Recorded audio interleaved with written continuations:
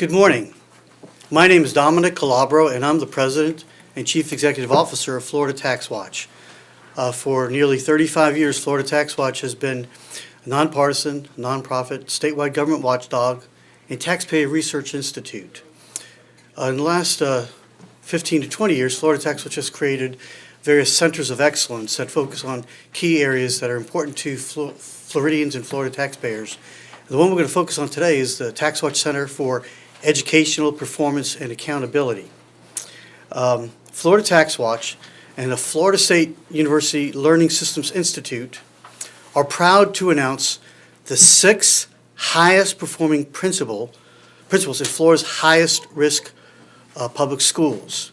Now let me emphasize, what we did is this based on pure empirical research from Florida State University and the Learning Systems Institute that looked at a universe of 3,000 schools. You'll hear more about this from Christina, but the universe of over 3,000 schools, those principals that have been there 3 years or longer, that had the most significant gains in math and science and in language arts over that 3-year period or longer. And so we're really looking at the best of the best. Empirical research shows that we all know the importance of teachers, classroom teachers, improving students' performance. What we have here now is also empirical evidence that shows the linkage between great teachers and great principals. Time and time again, evidence shows that teachers only stay in those schools really where they have great principals and great leadership. And so in many respects, there's a dearth or lack of really good scientific evidence, which we'll be gleaning from Florida State University's Learning Systems Institute about why we have such great excellence in these schools, particularly those that have historically had all kinds of excuses why they didn't perform. And now we have really evidence to show that. So the top 2 principals within the elementary, middle, and high school levels across the state were identified using statewide assessment data from the Florida Department of Education and its data warehouse. The Elite Principals Award is the only honor given to principals who exceed expected learning gains in reading and math for at-risk students in our high-risk schools. These high-risk schools have high percentage of students with disabilities, students designated as English as a second language learners, and those eligible for free and reduced lunch. The inaugural honorees are, for the elementary level, Tangela Goa from Van Blanton Elementary School in Miami-Dade, Yvonne Rains at Rodney Cox Elementary School in Pasco County. The middle school, Dr. Linda Amiga Roberts, Coconut Palm K-8 Academy in Miami-Dade, Anna Hernandez, M.A. Milam K-8 Center in Miami-Dade. And then for the high school, these 2 principals are recognized. Guillermo Munez, Westland Hialeah Senior High School in Miami-Dade, and Dr. Verena Cabrera, Hialeah High School, as well as Miami-Dade. Florida TaxWatch will host an award ceremony in Tallahassee on January 23rd at the Florida State University Center Club to celebrate these individuals, and they will receive a generous financial award and statewide recognition. What we're really trying to do here is learn why they beat the odds, why they beat all these others that shows that it can be done, and by replicating these methods and these practices and these characteristics, we believe that we'll improve student academic achievement across the state, particularly where it's been hardest to make those learning gains. These principles are truly inspirational. Their leadership enables every single student to find success in the classroom through their efforts to recruit and retain the highest quality teachers and faculty. They were not nominated, nor did anyone vote for them. It was one of those, don't ask us, we'll call you. We simply looked at the empirical evidence and the research that drove the selection. The Elite Principals Award is truly data-driven, and only their students' dramatic academic performance enable them to achieve this honor. The 6 principles identified today are changing expectations in our classrooms and ensuring that all children benefit from Florida's exceptional education system. It is long past time to focus on these principles whose actions and policies have helped turn around our most troubled, often forgotten schools and students. We now, ladies and gentlemen, can say there are no excuses. These outstanding principals prove it day in and day out. The TaxWatch Center for Educational Performance and Accountability, working with the Florida State University Learning Systems Institute to analyze data from the Department of Education. Our teams analyzed FCAT scores and compared them to predicted scores for students in high-risk schools based on the students' prior achievement and other student and school characteristics. But it's not simply an award we're announcing today.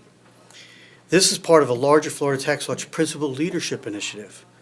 The goal of this initiative is to improve student academic achievement in high-risk schools and close the achievement gap by studying the identified principles and changing state policies to reflect their successful practices. So we want to have a gift that will keep on giving to our students, to our communities, and to the prosperity of all Floridians. While research has shown the importance of an effective principal to a student's ability to learn, no study has helped identify the best practices and leadership traits that make such a successful principal. The longitudinal study TaxWatch is embarking on with Florida State University Learning Systems Institute will help determine the skills that help all students succeed. The results will be used to help policymakers better shape policies regarding educational leadership practices and ongoing professional development for Florida's principals. The success of today's honorees will help shape the future of education policy and the prosperity of all Floridians. Ms. Christina Lavinia from FSU's Learning Systems Institute will now speak about the methodology used behind the study of these incredible principles. Christina? Thank you, Dominic. Hi there. I'm Christina Lavania with Florida State University's Learning Systems Institute, and I appreciate your attendance today and your interest in our work. I'd like to acknowledge Dr. Jeff Milligan. He is the director of the Learning Systems Institute, and he's here in support of this program. LSI, Learning Systems Institute, is a behind-the-scenes group that is supporting this award program, and our role has been to request the data from the Florida Department of Education and run the analyses to identify these elite principals based on parameters that were agreed upon by Florida TaxWatch and the researchers at LSI. We are excited that this partnership is helping to create an opportunity for the Learning Systems Institute to design a longitudinal study of these elite principals and their schools. Our aim is to understand which principal characteristics and practices, for example, trajectories of preparation, teacher perception of principal leadership, or principal staffing practices, might be associated with these remarkable student outcomes. I'd like to make a special note that these are not just high-performing at-risk schools. These are exceptionally high-performing schools, period. They also happen to be serving high proportions of at-risk students. But I want to make it clear that these schools are stellar, and these principals are doing something remarkable. We're excited that we're going to embark on a longitudinal study of these principals and try to understand more about what's happening in these schools with these principals that's resulting in these student outcomes. With the knowledge generated by study of these elite principals, we hope to first inform principal preparation programs about what matters and which skills and knowledge principals seem to be most in need of, and also inform state policy around principal knowledge, skills, and practices. LSI is involved in this partnership because we are eager to increase the stature of principal recognition. This partnership provides a unique opportunity for us to engage in research around principal leadership that will enhance our understanding of their practices associated with better meeting the instructional needs of students who are typically underserved by schools. We support a recognition program for principals that is based on student achievement data and grounded in precise methodology. Our goal of laying a foundation for systematic study of effective principal practices stems largely from a conviction that the role of the principal is critical for school performance. Study of principals is difficult for many reasons. From a methodological standpoint, a primary challenge is that principals have, on average, relatively short tenure in their schools, especially if those schools are struggling to meet performance expectations. Our work in this program will allow us to investigate principal practice and work around some of these methodological constraints. There is much to be learned about the role of the principal and what that plays in school performance, especially in schools serving disproportionately high numbers of at-risk students. This award program is an opportunity for LSI to support the enhanced stature of recognition for these very deserving principals and their schools.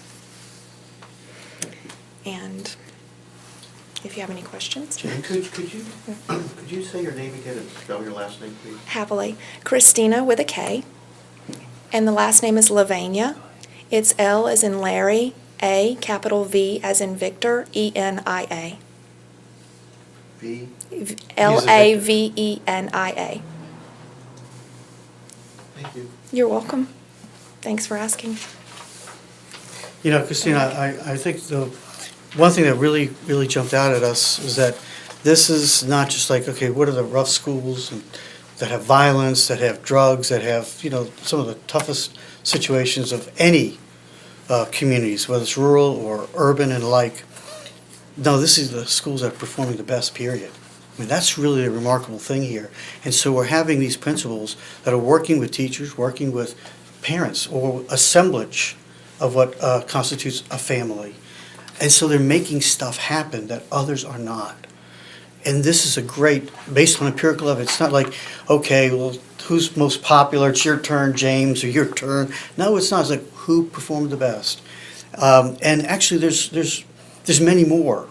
But we're trying now to isolate our way of focusing on the top two in elementary, the top two in middle, the top two at high school. There are others that are very close.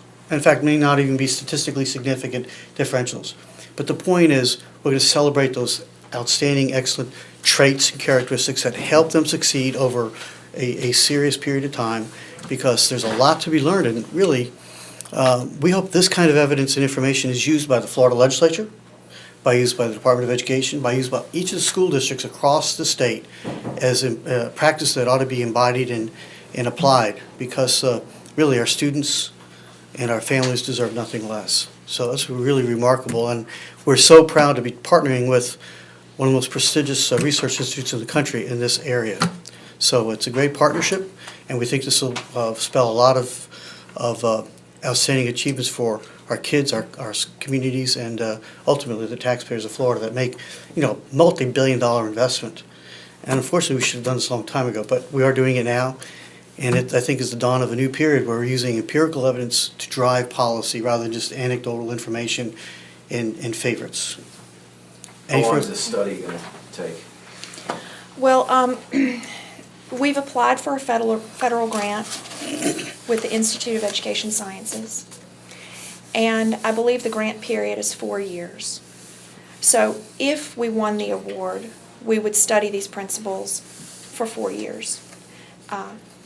We're determined to secure funding to conduct a study, so if it's not that grant, it will be another one, and the length of the study perhaps will be constrained or dictated somewhat by the funding source. Would DOE be interested in funding this project? I have no idea, but that would be great. But that's not something that's... On the table. That's right. Yeah. And just the practice of Florida TaxWatch, we do not accept government funds, state and local governments in Florida, but LSI obviously does, and it's very appropriate. But right now we know who won. Right. And we can conjecture as to why, but the multi-longitudinal study will determine not only who won, but more importantly, why. What were the curriculum changes? What were the particular practices? How do they involve the parents or the business community? How do they, inspire teachers to stay engaged and involved long past the time frame that they wanted to?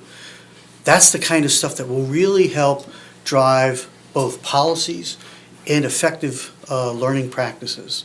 And that's the beauty of this. So that, it does involve money. There's no question. But if we just simply put hundreds of millions or billions of dollars more towards it and didn't have this information, we'd be operating in a snowstorm. We'd know which way is east, west, north, or south. This will help determine where the North Star is for improved and sustained student academic performance. And we just have a great partner that will make sure that we use the best scientific evidence, best empirical research that will drive policies and improved educational practices for our kids, our families, and just make the Sunshine State that much healthier overall. Thank you all very much. If you've got more questions, we'll both be available afterwards or throughout the day. Are any of these schools charter schools? No. No? I don't believe so. Okay. I don't want to say that officially. I don't believe so. They're all public schools. But charter schools were in the original sample. All public schools in the state of Florida were in the original sample. But to be retained, principals had to have been in that school for the past 3 years. So, in other words, schools where the principal had not been there for 3 years were eliminated from the analytic sample. That would get rid of a lot of schools probably, right? It could. Yeah. Principal turnover is a It's pretty problem. high, right? Mhm. We had to make that choice because we had to know it was that principal's impact. And that Right. was the difficulty with the methodology. But nonetheless, we think this will provide sufficient and compelling evidence that that principal really had a sustained impact one way or the other. Right. And that was critically important in this research. We didn't want a situation where a principal is being given credit for a predecessor's good decision-making. Yeah, the reality is all things have some impact, but we want to make sure it was a de minimis. Right. Okay. Thank you all very much and stay warm out there. Thank you, Dominic. Thank you. Great That job. was really great. Thank you. Appreciate it. No, you guys.